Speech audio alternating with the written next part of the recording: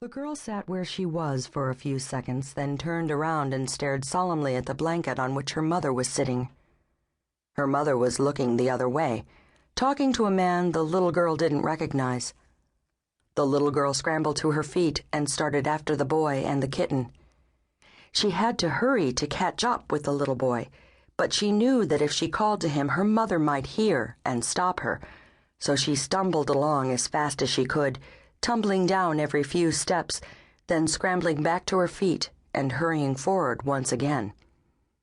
The slope of the beach got steeper, and the little girl found her feet sliding out from under her with almost every step. But there was dune grass here, and she could use that to pull herself along. When she finally got to the top of the slope, the little boy was standing by himself, the thumb of his right hand poked securely into his mouth while his eyes, wide set and round, stared at the kitten. The kitten was sitting next to what the girl knew was the bad place. She wasn't sure why it was the bad place, but dimly she remembered her mother bringing her here once and pointing to the place, then spanking her while she repeated the word. No, no, no, no! Do you understand?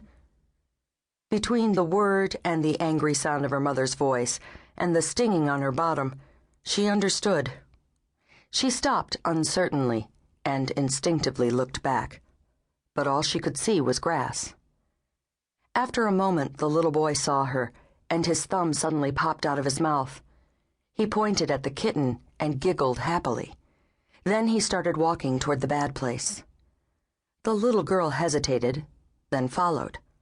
The slope dropped away, and in a few seconds the little girl caught up with the little boy.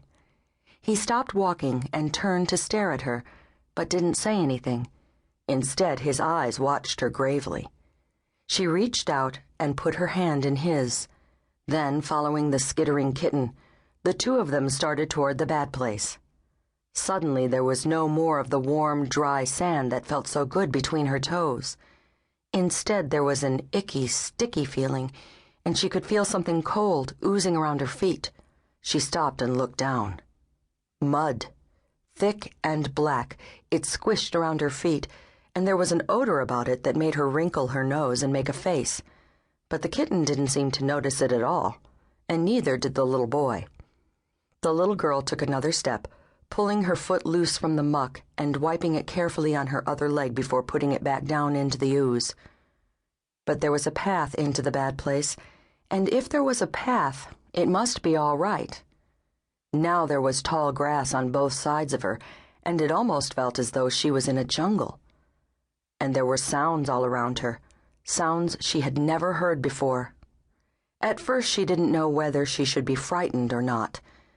Then she remembered the sound she'd heard in her room on the nights when the monsters had come for her, and she'd started screaming until her daddy had come in and turned on the lights and told her that there weren't any monsters. But she knew there were monsters, and as she walked along in the bad place, holding on to the little boy's hand, she knew that the monsters were all around her, even if she couldn't see them. In her chest, her heart was beginning to thump loudly.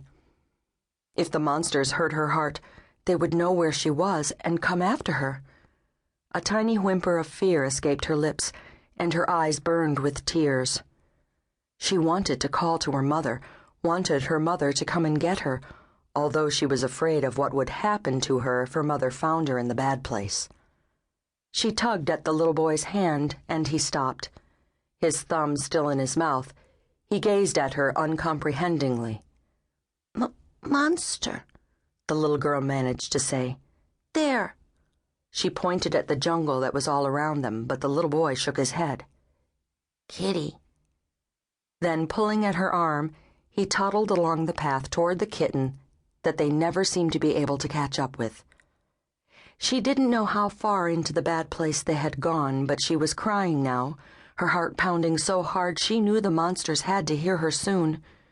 They were all around her, making low moaning sounds, and she could hear them rustling softly as they searched for her. Her crying got worse, and she let go of the little boy's hand and started running as fast as she could, trying to catch up with the kitty. But the muck seemed to grab her feet, slowing her down, and the harder she tried to run, the slower